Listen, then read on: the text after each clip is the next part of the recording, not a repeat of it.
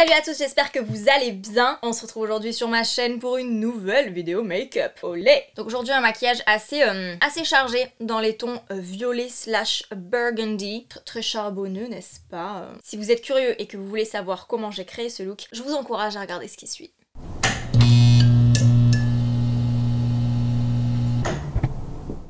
Ok, donc, petite base, as usual.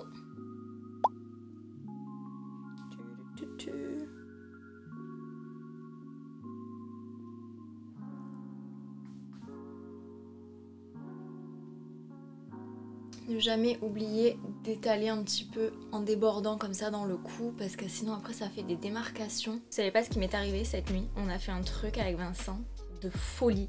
On s'est levé à 4 h du matin pour se mettre sur la terrasse et observer l'ISS. C'était fantastique. Honnêtement, j'ai envie de vous dire, j'ai jamais vu quelque chose pareil. Non, parce que c'est vrai que l'ISS, en fait, quand tu la regardes dans le ciel, quand elle est visible, c'est quoi? C'est une étoile presque filante, dans le sens où c'est un petit point lumineux qui bouge, en fait, et qui va très vite. Donc, en soi, voir ça, c'est pas exceptionnel, mais c'est comprendre ce qu'il y a derrière qui est exceptionnel, en fait. Te dire que, dans le point lumineux que tu vois, en fait, il y a des gens qui dorment, qui travaillent, qui font avancer la science et genre, je sais pas, voir ça, ça m'a un peu, pas émue, mais j'ai trouvé ça incroyable et j'étais reconnaissante en fait d'avoir pu voir ça en fait. Ok, je pense qu'on est pas mal là. Je regarde derrière vous parce que j'ai mon retour caméra derrière vous. Par contre, il va falloir que je mette beaucoup de correcteurs ici et sur mon angiome parce qu'en ce moment, je ne sais pas ce qui se passe, mais mes angiomes ressortent énormément. Ils sont très rouges, vifs, intenses. Ce qui me plaît pas trop, hein, voilà, soyons honnêtes. Du coup là je vais mettre du correcteur assez strong, c'est le Fit Me de chez Maybelline New York. Si vous suivez mes vidéos make-up, vous savez que en guise de correcteur et notamment d'anti-cerne, j'aime bien utiliser le fond de teint Fit Me. Mais là, comme j'ai un besoin vraiment d'un peu plus de couvrance, je vais utiliser le vrai correcteur Fit Me. Ici, un peu là, parce que pareil, j'ai des vaisseaux qui ont pété là autour de la narine, ça me gonfle. J'ai hâte d'aller chez la dermato enlever tout ça. Le truc, c'est qu'en fait, mes angiomes, ils sont mal placés entre guillemets dans le sens où, comme en ce moment, il faut porter des masques et compagnie. Ça veut dire que si je veux me faire enlever mes angiomes qui sont sur le nez, il faut que j'enlève mon masque. Je vais me renseigner, mais je n'ose pas que ce soit possible en fait en ce moment. Et là, comme c'est purement esthétique, je ne sais pas. Bref, j'étale avec un pinceau. Nickel. On voit presque plus rien. En vrai, dans la vraie vie, je vous le dis de vous à moi, hein, parce que voilà. Mais c'est vrai que dans la vraie vie, on le voit quand même un petit peu. On le voit par transparence, j'ai envie de vous dire. En fait, on voit que j'ai du fond de teint, en fait. Mais c'est pas vilain, hein, au contraire, ça fait quelque chose de très uniforme. Mais on voit une petite touche, une petite pointe de rouge en dessous. Et c'est vrai que je pense que si on me connaît personnellement, qu'on sait que j'ai une trace rouge comme ça sur le nez, je pense que on se doute qu'il y a mon angiome. Normal puisqu'on sait qu'il est là. Si on me connaît pas, why not? Peut-être qu'on fait pas attention. On se dit juste oh, elle rougit du nez. On embraye avec le contouring. Je vais vraiment essayer de bien l'étaler pour qu'il pénètre bien dans le fond de teint parce que comme on va faire un maquillage assez chargé, je veux pas que ça fasse voilà, du plâtre en fait sur le visage. Ce que je cherche à faire, c'est vraiment accentuer le côté saillant de la pommette et donner aussi un effet un peu bonne mine parce que vous le savez que moi c'est toujours un petit peu la galère. Je suis assez blanche de peau, hein. Là vous le voyez et encore là j'ai encore des restes de fake tan. Ouais, moi je suis très blanche, surtout les jambes.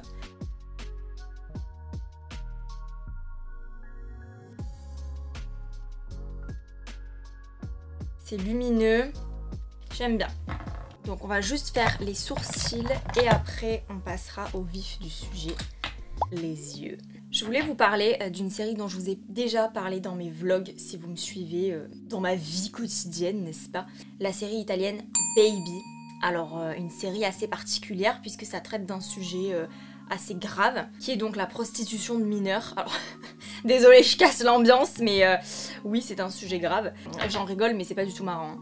Cette série m'a marquée en fait. J'ai rarement vu en fait ces derniers temps une série aussi bien construite, aussi esthétique, attachée aux détails, que ce soit dans la façon de filmer, que ce soit dans la complexité des personnalités des personnages. Yeah.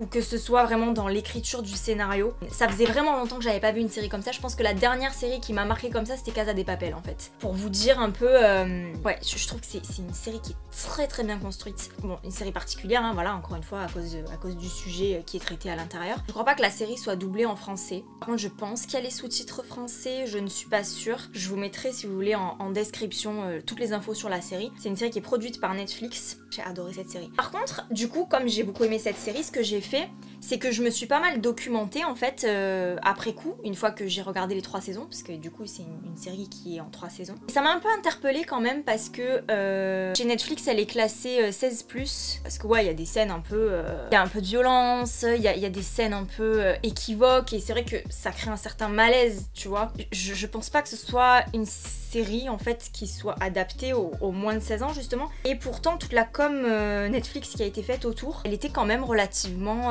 adressée, bon je dirais pas aux ados, mais ouais, elle était adressée aux jeunes, on va dire aux 16-25 ans. Franchement, si vous voulez regarder une bonne série, tu vois, une série où ouais, tu vas te prendre un petit peu la tête, mais ça va être agréable à regarder parce que c'est bien tourné, etc. C'est très subtil en fait, c'est très, même comme je vous le dis, hein, dans le scénario, dans le rapport entre les personnages, leurs textes, ce qu'ils se disent, les dialogues, etc. Moi j'ai adoré cette série, et c'est vraiment une série qui m'a scotché en fait, parce que ça m'a fait du bien de regarder une série d'une telle qualité en fait. Parce que c'est vrai que regarder des séries légères type Friends, The Big Bang Theory, tout ça c'est génial, mais de temps en temps comme ça, regarder une série un petit peu plus profonde, et ça fait du bien. Et alors en plus, pour l'anecdote, moi j'ai commencé à la regarder parce que je suis, vous le savez, je suis insomniaque. Je dors pas beaucoup en fait, et j'ai commencé à regarder cette série parce que la première saison c'était vraiment un rythme très lent. Il y a de la violence, il y a des scènes un peu dures, mais c'était vraiment filmé d'une façon, on se croyait en fait un peu dans un clip, tu vois, parce que les jeux de lumière, les musiques choisies, le jeu des acteurs, la façon dont c'était tourné faisait que c'était très lent, et pour s'endormir c'était parfait. C'était un peu une atmosphère qui te berçait en fait, bien que, je le répète, le sujet soit quand même assez grave quoi. Et après la deuxième saison, c'était plus du tout ça quoi. La deuxième saison, on a gardé cette esthétique là, mais c'était quand même beaucoup plus palpitant, on va dire, avec vraiment un suspense, et ben voilà, tu t'es installé dans la série, tu t'es attaché à certains personnages, et ils font que des conneries, et tu te dis mais quand est-ce que ça va s'arrêter quoi. Tu es un peu en train de vriller toi-même derrière ton écran en te disant mais c'est pas possible, mais qu'est-ce qu'ils font. Et troisième saison, un peu le dénouement quoi, hein, avec du coup tout qui rentre dans l'ordre. Moi je compare vraiment cette série un peu à une pièce de théâtre en 3 actes, du coup en 3 saisons. Premier acte, donc première saison, on présente les personnages, on met en place un petit peu le décor, l'intrigue et tout ça. Deuxième acte, les choses qui se compliquent, les péripéties et compagnie, le caractère des personnages qui se révèle de plus en plus, avec certaines personnalités qui émergent vraiment. Troisième acte, voilà, tout qui se résout quoi. C'est vraiment très bien foutu. J'ai adoré cette série, j'ai aussi beaucoup aimé regarder en fait après plein de vidéos sur YouTube par rapport à la série, le making of et compagnie. Et ce que je ne savais pas, alors pour ceux qui sont friendly avec l'Italie, ceux qui s'intéressent à l'Italie, la culture italienne et tout ça, ce que je ne savais pas c'est qu'en fait ils ont fait un plateau Netflix avec Sofia Viscardi. Alors je sais pas si vous la connaissez, mais c'est une youtubeuse qui est hyper connue en Italie et qui est très jeune en fait. On va dire que c'est un peu la Enjoy Phoenix de l'Italie, sauf que elle, dès son adolescence, elle traitait de sujets très intellectuels. Alors je veux pas dire que Enjoy Phoenix fait du superficiel, pas du tout. Elle a commencé en faisant des vidéos make-up, je fais moi-même une vidéo make-up, la mode, le maquillage, tout ça, c'est loin d'être superficiel. Tout ça, on le sait. Mais on va dire que Sofia Viscardi, quand elle a commencé ses vidéos YouTube, son projet, parce que c'est un véritable projet ces vidéos YouTube, c'était de montrer en quoi le fait d'être adolescent, c'était difficile et ça changeait tout un tas de trucs dans ta vie. Pendant qu'elle était ado, elle a commencé à tourner ce genre de vidéos et en fait en grandissant, du coup elle a au fur et à mesure adapté son contenu, eh bien en fonction de ce qu'elle ressentait, du fait de grandir et tout ça. Et en fait on va dire que c'est une nana qui traitait vraiment de sujets de société dès son plus jeune âge dans ses vidéos YouTube. Et depuis c'est un peu devenu une figure en fait des réseaux sociaux, des médias sociaux, même aussi de la télé. Et donc elle présentait en fait un plateau Netflix avec les acteurs de la série. Et j'ai trouvé ça vachement agréable à regarder parce que du coup on voit tous ces acteurs, on voit tout le cast, eh bien dans un contexte un peu moins lourd, un peu moins fébrile que dans la série. On se rend compte que ce sont des gens normaux, qui rigolent, ce sont des jeunes, voilà. Et moi j'ai beaucoup aimé, franchement. C'était super. Donc voilà, c'était la recommandation série. Là je mets juste une petite base, Yves Rocher, toujours la même, sur la paupière mobile. Et on rentre dans le vif du sujet. Alors, comme on va utiliser mon cher et tendre mascara qu'on a découvert ensemble la semaine dernière dans notre vidéo Snapscara Maybelline, ce mascara là, et qu'il est un petit peu, vous le voyez, burgundy, ils appellent ça black cherry je crois. Yes, black cherry. Je me suis dit que faire un maquillage un petit peu plus dense, un petit peu plus purple, tu vois, un petit peu violet, métallisé, je me suis dit que ça serait pas mal. Parce que la semaine dernière je vous ai montré du coup le mascara mais tout nu on va dire, puisque vraiment voilà j'avais fait un maquillage très simple parce que je voulais vraiment qu'on découvre ensemble le mascara en question, qu'on voit s'il fonctionne etc. Et là j'aimerais du coup le travailler dans un maquillage un petit peu plus sophistiqué. Donc c'est ce qu'on va faire et je me rends compte que j'utilise encore un produit Maybelline parce qu'on va utiliser du coup le Color Tattoo 24 heures, donc Maybelline New York pareil. La teinte c'est le 70 Metallic Pomegranate, cette chose. Mais voilà, en gros, c'est quelque chose comme ça. Et en fait, c'est un fard à paupières crème. Vous voyez, voilà, putain, mais alors... Désolée, mais je tourne avec l'iPhone de mon chéri. La qualité est dingue, je suis choquée. Ok, donc là, du coup, j'applique au doigt. Ça fonctionne aussi au pinceau, ce produit, j'ai déjà testé. Mais moi, franchement, je préfère appliquer au doigt parce que je trouve qu'on peut mieux travailler la matière, en fait. On peut mieux étirer le produit. Moi, je préfère. Je pense que le pinceau, on va l'utiliser après pour faire un petit peu des retouches en fait, pour essayer d'aller vraiment au ras des cils inférieurs. Donc voilà, le pinceau ça sera dans un second temps. Ça permet aussi du coup de chauffer la matière et de pouvoir vraiment bien l'étaler comme il faut. I like it. L'autre côté, c'est maintenant qu'on fait intervenir le pinceau biseauté comme ceci. Voilà, voilà. Et du coup là, effectivement, je trempe mon pinceau dedans et en fait on va faire les contours de l'œil pour être un petit peu plus précis, un petit peu plus quali. Regarde, j'ai pas fait exprès mais j'ai fait une petite pointe comme ça. On va faire de l'autre côté. Ok, c'est dingue parce que j'ai l'impression que cet œil est beaucoup plus chargé en termes de matière que cet œil là. Mais croyez-moi en fait c'est juste une question d'éclairage. J'ai la ring light de ce côté là, j'ai la key light de ce côté là. La ring light c'est vraiment la lumière circulaire alors que la key light c'est une lumière pleine. Je pense que ouais, ça fait un petit peu un jeu de lumière contrastant comme ça et ça a une répercussion sur le make-up. J'espère qu'à la caméra ça sera pas trop prononcé quand même. Donc maintenant qu'on a fait notre petit make-up avec ce fard, n'est-ce pas? On va mettre un petit coup de crayon marron. Alors celui-ci, c'est un de mes préférés. Il s'agit du L'Oréal, le Kohl by Superliner, teinte 102 pur espresso. Alors j'aime beaucoup ce crayon là, je l'ai eu donc dans le calendrier de l'Avent, vous le savez si vous me suivez depuis un petit moment. Je vais en mettre dans la... comment on dit ça? À l'intérieur de l'œil là. C'est un peu dégueu à voir. Mais ouais, j'en mets à l'intérieur. Comme c'est un marron un petit peu espresso justement, un marron, je dirais pas un marron top, mais un marron un peu froid en fait. Ça se marie très bien en fait avec le violet slash burgundy, c'est plutôt pas mal.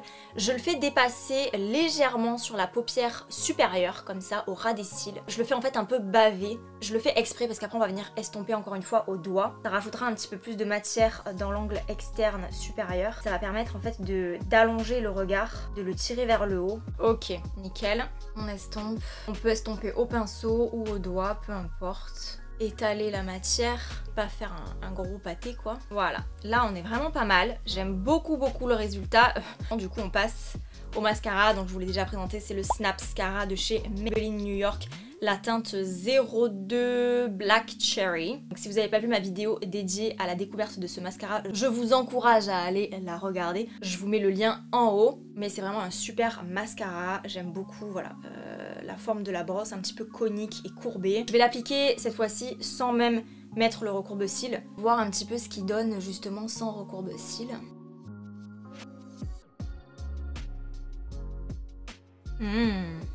Love it. Ah, je trouve que ça fait vraiment sympa. Hein. C'est vrai que j'achète très rarement finalement des mascaras de couleur. Et je me demande si je vais pas en acheter plus souvent. Enfin, plus souvent. Quand j'achèterai du mascara dorénavant, je songerai en fait à essayer d'acheter de couleur finalement. Parce que je trouve que ça twiste vraiment ton maquillage. Ça permet en fait de colorer jusque sur tes cils. Alors attention, quand je dis couleur, pas non plus bleu électrique ou rose comme ça a pu se voir. Mais voilà, des tons foncés mais avec un petit reflet de couleur. Je pense que ça peut vraiment apporter au maquillage en fait. Alors ce qui est bien avec ce mascara, c'est que il s'enlève vraiment très facilement. Vraiment, je trouve que c'est un super bon mascara. Un petit coup de démaquillant et paf, c'est terminé. Qu'est-ce que vous en pensez? Moi, je pense qu'on est pas mal quand même là. Hein, désolée, hein, à la fin de chacune de mes vidéos make-up, je vous fais toujours des petites pauses de séduction, n'est-ce pas? Mais en fait, c'est un petit peu le passage obligé quand tu fais une vidéo make-up parce que faire ce genre de visage, ce genre de face, tu vois, ça permet en fait vraiment de faire prendre conscience à celui ou celle qui regarde la vidéo du maquillage final en fait. Les nanas ou les mecs qui font ce genre de tête... comme ça, tu vois, qui se prennent sous toutes les coutures à la fin de leur vidéo make-up. C'est pas du narcissisme en fait, c'est vraiment pour vous aider vous. C'est pour vous aider en fait à vous projeter dans ce maquillage à travers l'expression du visage différentes. Je tenais à le préciser parce que c'est vrai que parfois je me sens un petit peu ridicule à faire des têtes comme ça, tu vois.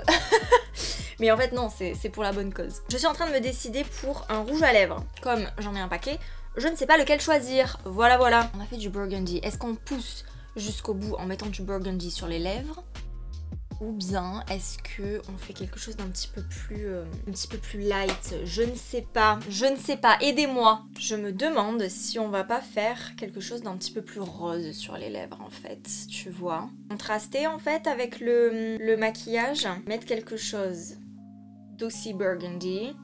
Ça ferait un effet un peu rock, tu vois. Mais je pense qu'on va choisir la voie de la soft attitude en optant pour quelque chose d'un petit peu rosé. Alors ce qu'on va faire avant, c'est qu'on va mettre un petit peu de crayon à lèvres. Donc là en l'occurrence c'est le Lip Liner Couture by Colorish de chez L'Oréal Paris. On voit pas grand chose puisque c'est écrit en doré donc ça brille avec les lampes. C'est la teinte 302 Bois de Rose. On va juste mettre du coup un peu de crayon comme ça pour travailler les lèvres avant d'appliquer un rouge à lèvres. Parce que le rouge à lèvres que j'ai choisi est assez clair, assez transparent. Et comme j'ai les lèvres qui ne sont pas uniformes, mettre du crayon avant ça va permettre d'uniformiser justement la couleur. Comme j'ai les lèvres gercées, j'ai des endroits où il y a des rougeurs. C'est pas top puisque ces taches là ressortent après avec un rouge à lèvres un peu transparent. Voilà, donc je viens faire mes contours et après je gribouille un petit peu à l'intérieur des lèvres. Et je viens finir avec mon doigt pour estomper. Voilà, donc ça va me servir de base en fait pour pouvoir appliquer notre rouge à lèvres. Donc c'est un L'Oréal Colorish teinte 303 rose tendre. Voilà, comme ceci. Il est un peu rose irisé comme ça. Ça va apporter un peu de lumière sur les lèvres. Pas mal du tout, j'aime beaucoup. Ouais, très joli. Dans l'air du temps, je trouve ce genre de rouge à lèvres parce qu'on est de moins en moins finalement dans le mat. Bien que j'adore en fait le rouge à lèvres mat, hein, ça reste quand même mon rouge à lèvres de prédilection. Mais c'est bien voilà de temps en temps de faire des petits looks un petit peu comme ça, moderne, tendance. J'applique du coup un blush, c'est le Melon Dollar Baby de chez L'Oréal. Je n'ai pas de highlights, mais ce que je fais en fait pour faire du highlight, c'est que j'utilise la teinte Candle, donc cette teinte là, de la palette Tartelette Toasted. Cette palette elle est hyper connue, hein. Simplement, je prends un petit peu mon doigt, hey, du coup vous voyez tout ce qui se passe derrière, coucou. Et du coup j'en mets un petit peu sur mon nez comme ça, voilà, sur l'arche de Cupidon. Et je vais en mettre aussi ici. Et on est pas mal là, un petit peu là peut-être. C'est ainsi que se termine ce make-up. J'ai vraiment l'impression que cet œil est beaucoup plus chargé de matière que celui-là. Je vais faire une petite retouche avec mon crayon. Genre faire déborder un petit peu en dessous pour que au moins les yeux soient symétriques. Voilà, là je pense qu'on est un petit peu mieux quand même. Hein, ok.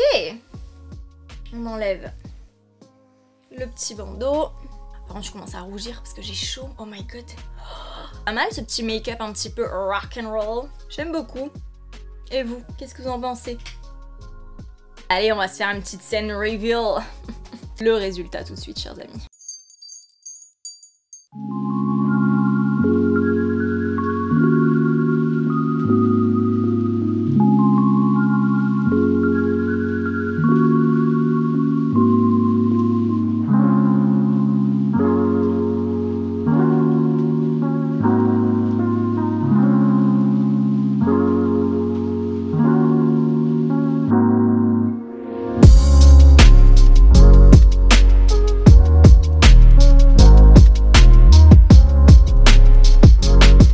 Bref, c'est tout pour cette vidéo, j'espère que celle-ci vous aura plu. Si c'est le cas, n'hésitez pas à me le faire savoir en commentaire, mettez-moi des cœurs, des pouces en l'air, abonnez-vous à ma chaîne si c'est pas déjà fait. Et en attendant une prochaine vidéo, comme d'habitude, prenez soin de vous, je vous fais d'énormes bisous.